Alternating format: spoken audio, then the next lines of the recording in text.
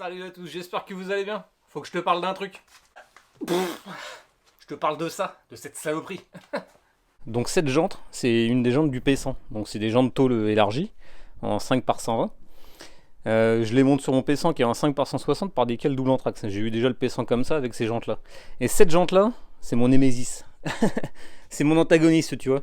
Parce que depuis que je l'ai mon P100, je suis tout le temps emmerdé avec. Alors outre le fait que j'ai gratté un peu, hein, et ben je l'ai ressoudé plusieurs fois, puis à la mode gros dégueulasse parce que je pense qu'à l'intérieur c'est complètement rouillé. La première fois que c'était arrivé, j'ai eu une microfuite. Et cette microfuite, bah, en fait, à force de souder, bah, en fait, ça doit être rouillé en dessous et je faisais que percer. Pourtant, c'est censé être épais une jante tôle. Une fois, deux fois, trois fois, puis comme t'as vu, à la fin, j'en ai eu ras-le-bol, j'ai mis carrément la grosse tartine, quoi. Et le problème, c'est que c'est revenu après. Et déjà là, ça a été ressoudé 2 ou 3 fois, hein, quand même. Et ensuite, encore une autre fois, je sais plus où. Parce qu'après, j'ai disqué, j'ai mis un peu de peinture et tout, histoire de faire un peu plus propre. Mais là, c'est fini, il y en a ras le cul. Donc elle est foutue. Et puis ça devient trop dangereux, quoi. Parce qu'en fait là, cette soudure là, c'était carrément une fissure sur une partie de la longueur. Là. Donc ce que je vais faire, c'est que je vais changer mes jantes. J'ai racheté des jantes tôle de Ford Transit en 16 pouces. Donc c'est aussi du 5 par 160. Ça m'évite de mettre des cales double anthrax. Parce qu'en fait, pour le centrage de la roue, c'est carrément trop galère. Donc on va monter ça tout de suite sur la voiture.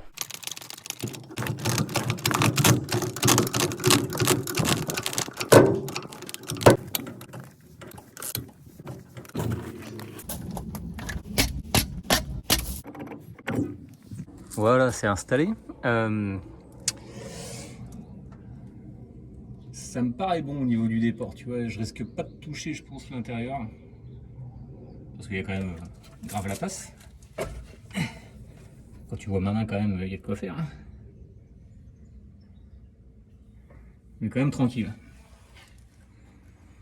Par contre, pour l'extérieur, il va falloir bien déporter ça, je crois. Je sais pas si on voit.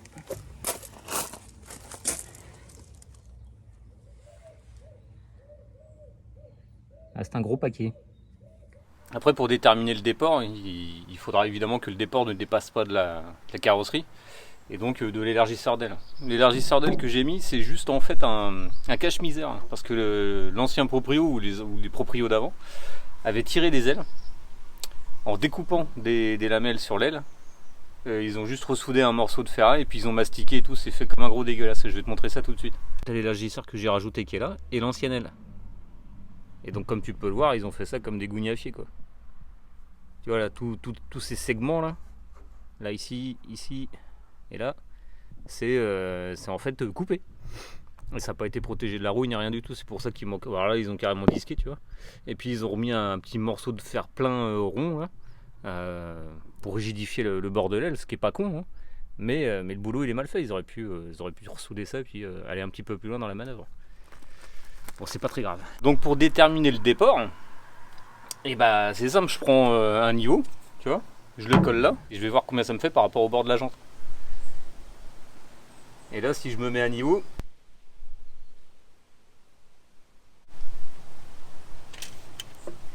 il faut rajouter 12 cm. Donc 12 cm c'est pas possible, ouais, ça va faire un déport beaucoup trop gros.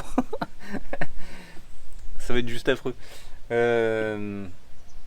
Donc ce que je vais faire, parce que j'ai pas envie que le bord de l'aile, si un jour je suis en butée, touche l'élargisseur, et puis de toute façon il y a l'autre côté qui gêne, il faut enlever au moins 2 cm quoi qu'il arrive. Et je vais assurer le coup, parce que si je refais l'aile un jour, je voudrais pas que ça ressorte si tu veux. Donc je vais mettre moins, et je vais regarder à peu près combien il me faut. Donc ce que je fais, c'est que je vais regarder par rapport au bord à l'intérieur, grosso merdo en ajustant à peu près, c'est-à-dire ici. À combien je devrais être. Bon, ça va être compliqué un petit peu à faire. Tac. Donc là, si je rajoute... donc là, ça me fait 5 cm, ça fait 2 pouces. Et si je me mets vraiment par rapport au bord de la jante, enfin par rapport à la bordure d'aile, ça ferait 9. 9, on est à 3 pouces et demi à peu près. Grosso merdo. Je me laisse un peu le temps de la réflexion parce que j'ai envie de mettre 3 pouces. Mais j'ai peur que ça touche, tu vois. Et puis après, c'est définitif. Hein, je peux pas revenir en arrière. Donc les anciennes jantes, c'était sûr, c'était du 2 pouces, mais l'ET était différent, c'était un ET de 40, là c'est un ET de 60, donc il y a déjà 20 mm d'écart, plus les 20 mm de cale entre toi, ce qu'il y avait avant. Donc ça fait déjà 40. Donc dans tous les cas, si je veux retrouver la même position du bord de jante qu'avant, et ben en fait il faut déjà que je rajoute 40 aux 2 pouces qui existaient déjà, pour compenser en fait la cale et puis l'ET qui est différent là. Donc dans tous les cas, donc 40 ça fait, on est à presque 2 pouces en plus, ça ferait 4 pouces. C'est beaucoup. Donc je pense que je vais partir sur 3 pouces, ouais. 3 pouces et ça devrait avoir une gueule assez sympa quoi. Et puis si c'est pas assez loin, bah on mettra des cales. Ce qui est débile, mais tant pis.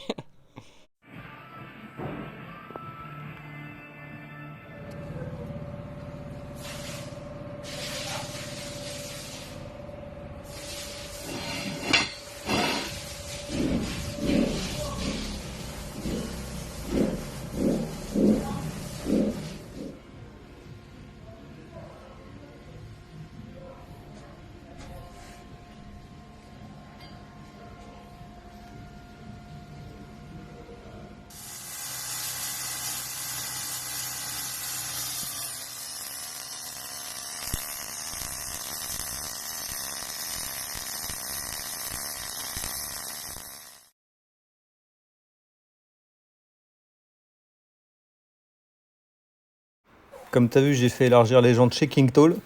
Donc sur le net, c'est quelqu'un de très connu. Et puis bah, tant qu'à faire, hein, ayant vu ce qu'il faisait avant sur d'autres projets, bah, j'étais bien content de faire appel à lui pour celui-là. Parce que vraiment, le boulot est super bien fait. Bon, au moins, ce qui est bien, c'est qu'il a repris l'emballage d'origine. Enfin, en partie, hein, parce que comme déjà c'était Eric Chirac. Oh putain.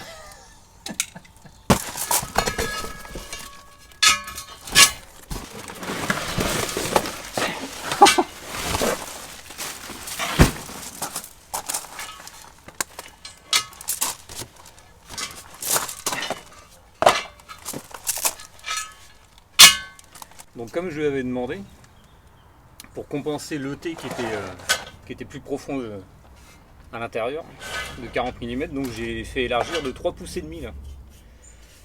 Ça fait très large.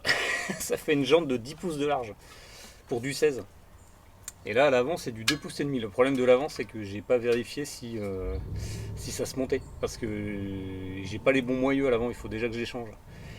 Et si c'est pas les bons, je suis dans la merde. Il faudra peut-être mettre des cales. Mais c'est impressionnant. Hein. Impressionnant la largeur du truc. On dirait ma bite. Quoi?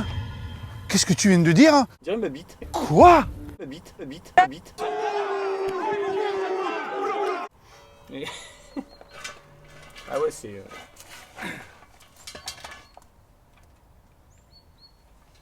Bon, tu peux le voir, les jantes, elles sont quand même super bien soudées. L'élargissement, il a été fait comme je voulais. C'est vraiment impeccable. Je remercie vraiment Kingtall. Il a vraiment fait du super boulot dessus. Donc merci à Arnaud et je mettrai le lien de sa société en bas dans la description.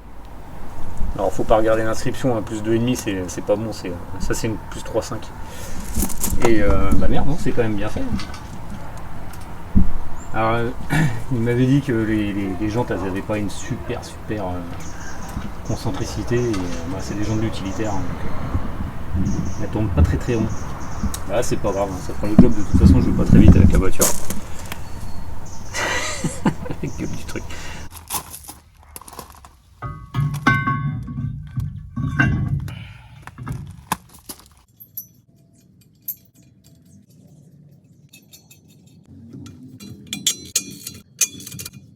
Bon, si on fait le bilan, c'est à peu près ce que je voulais faire. On voit que le bord de la jante il dépasse pas de l'élargisseur, mais il est quand même vachement à l'extérieur. Et là, si j'enlève l'élargisseur, ça va ressortir, c'est sûr. Je vérifie quand même. Mais de toute façon, là il va falloir vraiment mettre du flanc tendu. Parce que vraiment sinon là ça va toucher. Tu vois, je suis vraiment juste à la limite de bordel intérieur. Et pas du bordel, le bord de l'aile intérieure. Et là si je mets des pneus normaux, ça va pas le faire. Donc impératif flanc tendu. Je commence même à me demander si je vais pas le découper. Bon. Bon, puis si on compare avec l'ancienne jante, bon, il y a une petite différence, mais c'est quand même pas l'extrême non plus. Parce que ça, là, cette partie-là, est super bombée par rapport à là. Là, je sais pas, on a l'impression que ça fait deux fois moins d'écart. Je sais pas si t'arrives à voir. Donc en fait, la partie d'élargissement, là, les 3 pouces et demi, au final, ça fait... c'est pas si flagrant que ça. Ça se voit, mais c'est pas non plus l'extrême. Alors que là, il n'y a que 2 pouces d'écart. Et là, on a 1 pouce et demi de plus. Il n'y a plus qu'à déterminer la taille des pneus. Et là, pour les pneus sur du 10 pouces, si je veux du flanc tendu, il faudrait être à 235 maxi. Et je réfléchis soit à mettre du 215 ou du 225 de large sur du 50 ou 55 de flanc, tu vois. À voir, il faut que je cherche. Ponçage time.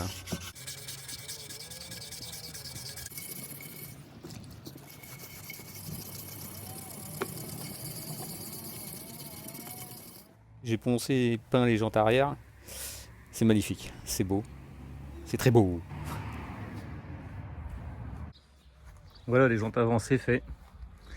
J'ai un peu plus chargé, ça fait plus lisse.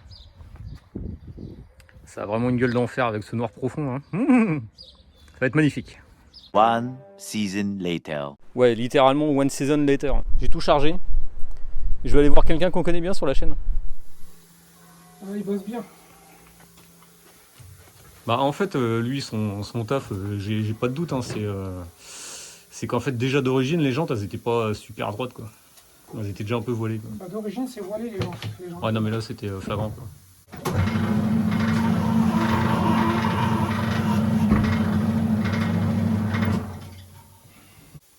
Parce que là, il y a de l'espace quand même, là. On aurait peut-être dû prendre plus large, quand même. No stress.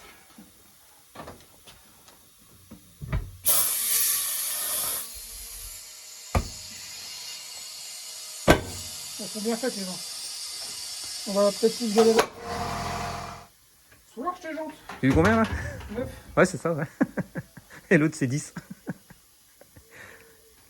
Ouais, parce que c'est jamais assez, tu vois. C'est toujours plus. Exactement. À fond dans la connerie. Non mais 55 grammes, quand tu sais le boulot qui a été fait dessus, il a rajouté des bouts de... Il a rajouté la noix ferraille, de la soudure. Plus le pneu qui est peut-être pas le balourd, tu vois. Parce que quand on parle d'équilibrage, les gens ils pensent que ça vient que de la jante, mais ça peut être aussi ton pneu. Ouais, bien sûr, ouais. Ouais, lui aussi, il a des défauts. Et puis il suffit que tu mettes le balourd de la jante en face du balourd du pneu, ben ça... Ouais, bah ça s'accumule. Voilà. Donc, on a peut-être dû équilibrer le pneu, là. Avant. Voilà, ils sont contrôlés dans les usines. Ouais, normalement. Ouais. Les points que t'as dessus, c'est... Putain, mais c'est... Non mais ça tourne bien, hein. Vraiment, tu trouves? Voilà, pas trop là. Ouais, on verra. De toute façon, même les autres, ça tournait déjà pas très très rond. Allez, plus que 3. De ce côté-là. Non mais 5 grammes, c'est rien. Hop. Tu y rajoutes quand même? Ouais, perfectionniste, ouais. J'aime bien quand c'est 0. Ouais. C'est dans ma tête. Je le sens pas à 5 grammes, hein, c'est un calibre dans un grand. Non, mais c'est pour ça, ouais. En général, même 5, on laisse. Hein. J'aime bien quand c'est 0. Parce que je dis pas que ça vibre hein, déjà à l'intérieur, mais ça se sentirait pas, tu vois. Allez. Et de une.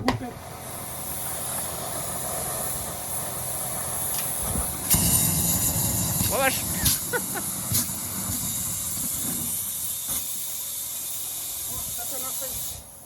Ouais.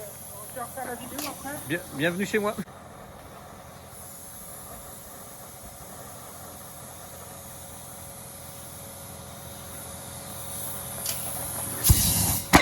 Oh la vache!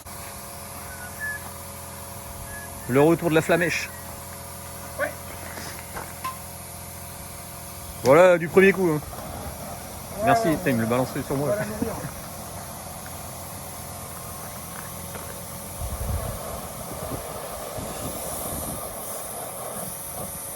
Bien fait, tu prends? C'est toi, Alex? Premier T'as perdu des poils là.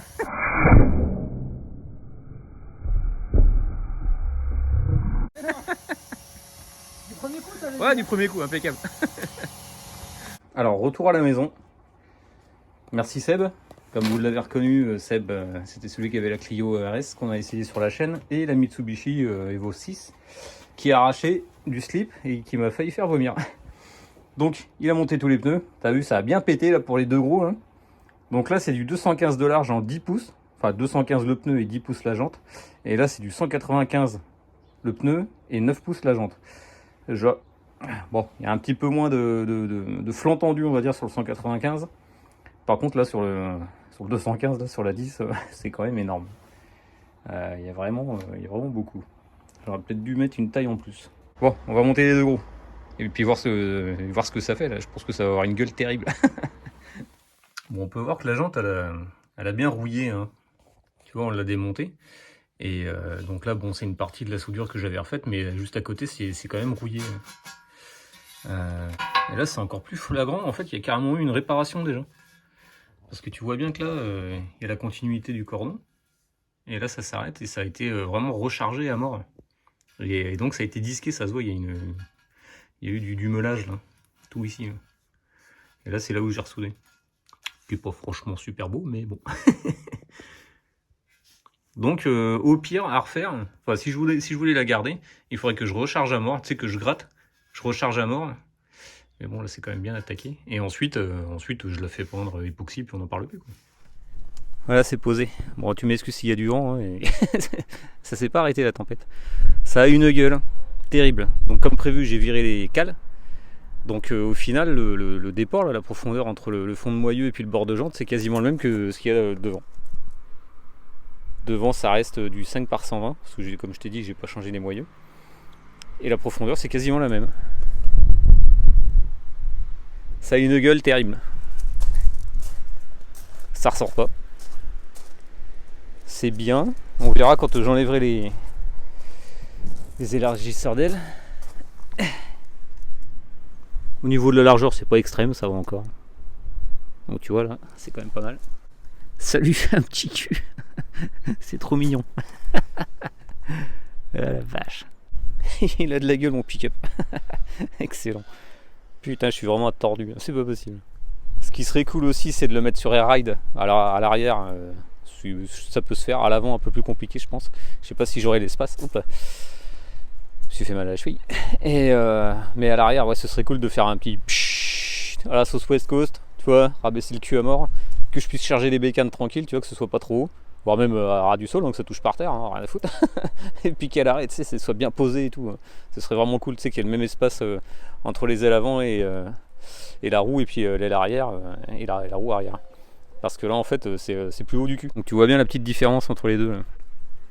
Donc je le laisse haut volontairement, parce que quand je charge, forcément, ça s'abaisse. Mais si j'avais le kit Air Ride, j'aurais pas besoin. Ça compenserait, tu vois. Quand je serais chargé, j'ai juste à gonfler les amortisseurs et puis ça remonte le cul.